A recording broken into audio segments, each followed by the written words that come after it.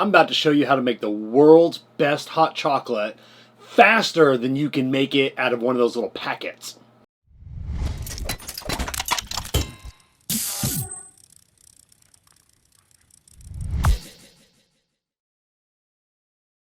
What's going on, everybody? I'm Kevin from Cigar Prop. Yes, hot chocolate.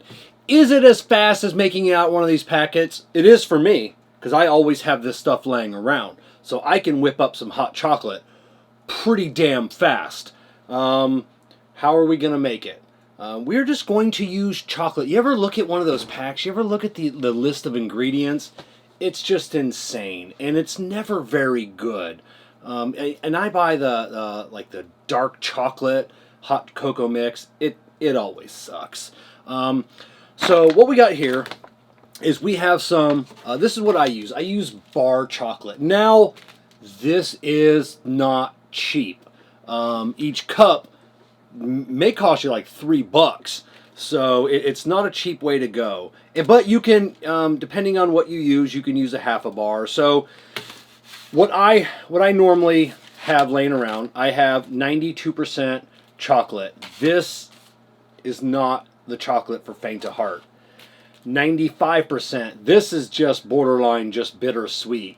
95% of the population can't eat this. I love dark, rich chocolate. But I also do love some lower, some 72s, even 70s, in the 60s. I like to hover 70, 72. I think that's a good chocolate. And then, one of my favorites, this is the Lindt Excellent, a touch of sea salt. And I can't remember which one because it rarely comes out. I believe it's Lindt as well that makes the chocolate with like a chili pepper. So it's a little spicy. When I find it, I buy it. It makes the best hot chocolate. It's great for just eating. It makes the best hot chocolate though. Just a little bit of chocolate. With some, or a lot of chocolate with a little bit of spiciness from that pepper. It's amazing. Now, if you've never had chocolate and sea salt, you are missing out. A lot of recipes for hot chocolate actually call for adding a little bit of salt into the hot chocolate. I don't, unless, like I said, I like the sea salt and chocolate. So you're getting in a hot chocolate a little bit of salt anyways. And then we have these Ghirardellis, these the little bars. This is one of my favorite. This is dark chocolate mint, and this is dark chocolate sea salt caramel, which I love as well. So super easy.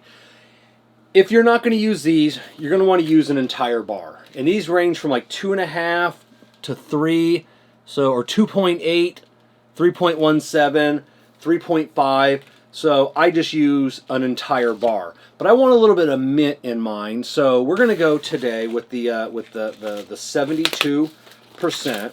So what I'll do is I will break that in half. So we'll have 72, and then 2 bars of the chocolate with mint. So what you're going to want to do is grab your milk. Anywhere between 1.5 cups to 2 cups. It's not precise. I take whatever mug I'm going to be drinking out of. I put milk in it, leave room for marshmallows, and that's how much milk I use. So, and that's good. So it's nothing exact. It's not rocket science here. Now on this one, I will add one tablespoon. We're using the 72%. If I'm using the 92 or 95 or something dark like that, I will add 2 tablespoons of sugar. Always start off with 1.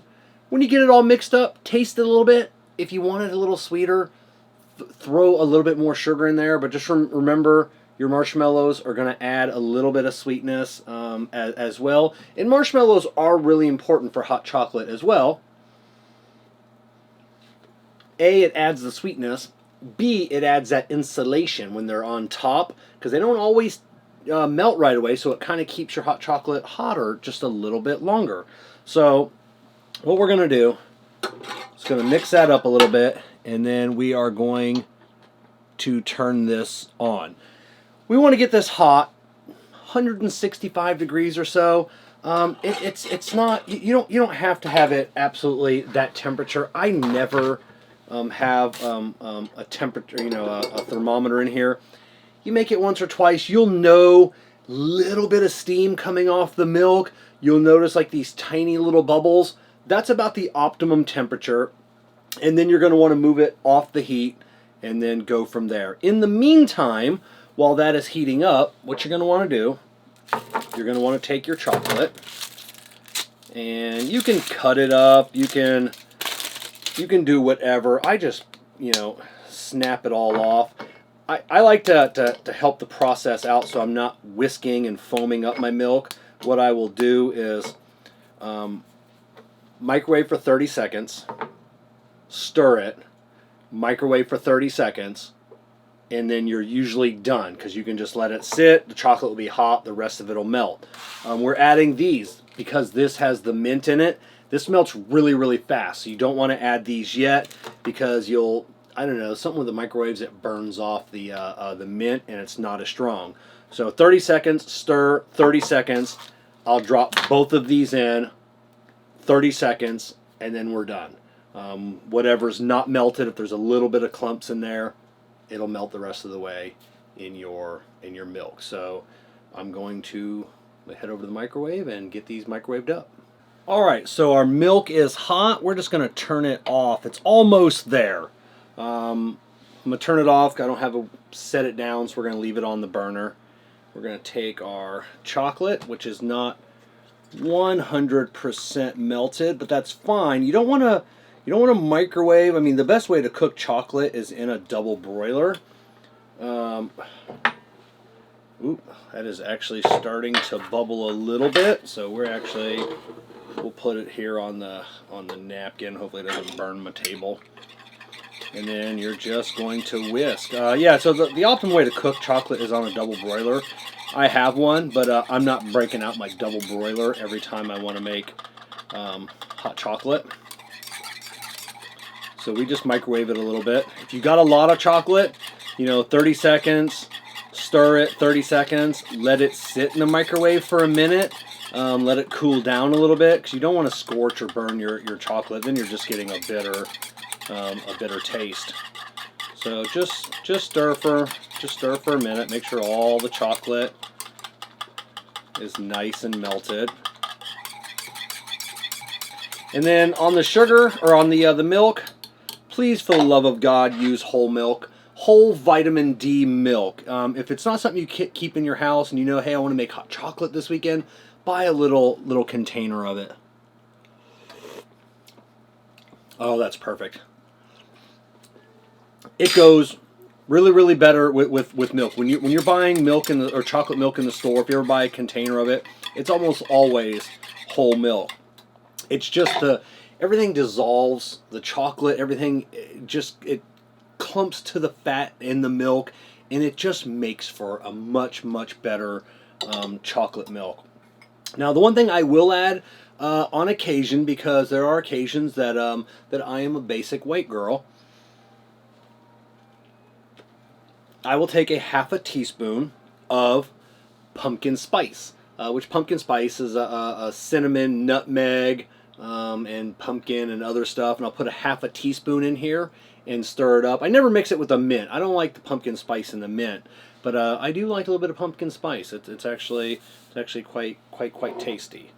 And we'll see, normally I'm standing up for this, and I spilled a little bit. Normally I'm at my stove standing up. It's a little bit difficult here. We will drop our spoon in. The spoon is a little bit of metal. Spoon also will wick away some of the heat, so that's why you generally always have a spoon inside. And then we will drop some marshmallows in. And that'll add a little bit of sweetness as they begin to melt. But then that'll add that little insulating layer, so your hot chocolate stays nice and toasty warm while you're drinking it. That's it. That really is it. You could literally just throw a whole bar in there, tablespoon of sugar, 2 cups of milk, and you're done. You can get a little fancier like I did. You know, I like a little bit of mint. Sometimes I like a little bit of caramel. But what's in this right now is just milk, chocolate, and sugar. Marshmallows are pretty cut and dry. Sugar and cornstarch. And that's all that's in a marshmallow. You're not getting a lot of chemicals in a marshmallow. Really good chocolate, just chocolate. That's it. You can use milk chocolate. I just have an affinity towards darker chocolates. I like my hot cocoa a little bit more richer, a little bit on the bitter side. That's just me.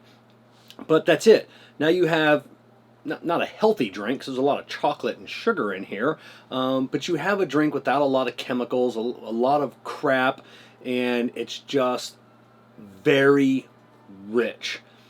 I warn you, this is not like a hot chocolate that most people have probably ever had before. Most people are used to that powdered stuff, and I drink the powdered stuff. I'll put between 2 and 3 powders in a glass just to get that thickness, just to get that richness. But you can do that on your own, and honestly, like I said at the beginning, this can be as fast as powder. I would put me up against Jessica, you know, on this. You know, unless you're microwaving your hot chocolate. Jessica likes to have a pan, and she likes to heat up her water in a pan, or her milk if she's making it with milk. So if she's doing it by a pan, and so am I, we're essentially at the same pace, and I'm getting a product that is much better. So all right, I hope you enjoyed this episode of Cooking with Cigar Prop, and catch you next time.